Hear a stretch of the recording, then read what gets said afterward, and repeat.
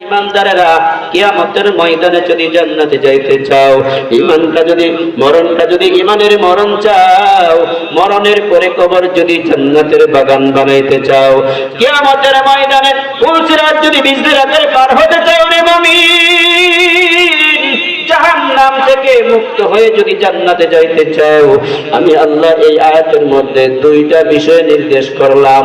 আমল করে কবরে আসার দায়িত্ব তোমার, জান্নাতে পৌঁছানোর দায়িত্ব স্বয়ং আল্লাহর। আল্লাহ বলেন, হে দুনিয়ার ইমানদারেরা, দুইটি কাজের এক নম্বর কাজ হচ্ছে ইত্তাকুল্লাহ। দুনিয়ার জমিনে যেখানে থাকো, যে অবস্থাতেই থাকো, দিলের মধ্যে ভয় রাখতে হবে কার? মুসলমানের আওয়াজে বলেন, ভয় রাখতে হবে কার? আল্লাহ যত বড় তত বড় করে ভয় করতে হবে। আল্লাহ কত বড়, কবি বলেন, সুলতান হরজ খাগাত আকুনাদ আলমেরা দর্দ মে বীরা কুনাদ। জোরে কোন আল্লাহু আকবার। সুলতান হরজ খাগাত আকুনাদ আলমেরা দর্দ মে বীরা কুনাদ। সুলতান নি মুসাল্লাম বরওয়ারা নিস্ত কসরা জুহরায়ে চুয়াচারা।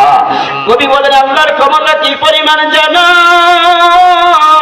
পৃথিবীর সকল মানুষ যদি একত্র হয়, একটা ছোট্ট এলাকাকে উল্টিয়ে দিবে, সেই ক্ষমতা পৃথিবীবাসীর নাই। কথা বলেন ঠিক কিনা?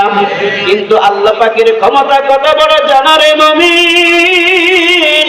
উস্তুসুলতার চেখাদ আকুনাদ ফাআলুল লিমা ইউরিদ।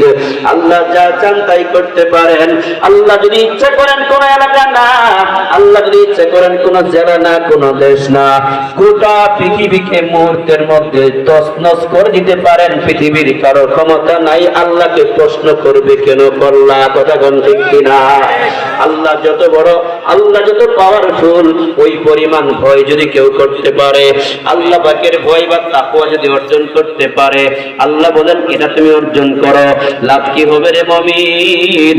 তাকওয়ার সার সংক্ষেপ ব্যাখ্যা হচ্ছে যেটা আমি বলি, সেটা হচ্ছে আল্লাহর ভয় যার ভিতরে থাকবে, দুনিয়ার জমিনে কোন নেকের কাজ করতে তার কষ্ট হবে না, নেকের কাজ ছুটেও যাবে না। আল্লাহর ভয় যার ভিতরে থাকবে, ওই ব্যক্তির মাধ্যমে বড় থেকে নিয়ে ছোট কোনো প্রকারের গুনাহ হবে না। এটাকে বলা হয় আল্লাহর ভয়। আল্লাহর পাওয়ার যত বড়, আল্লাহকে ওই পরিমাণ কি করতে হবে? ভয় করতে হবে। আল্লাহ তৌফিক দান করেন। জোরে কোন আমিন।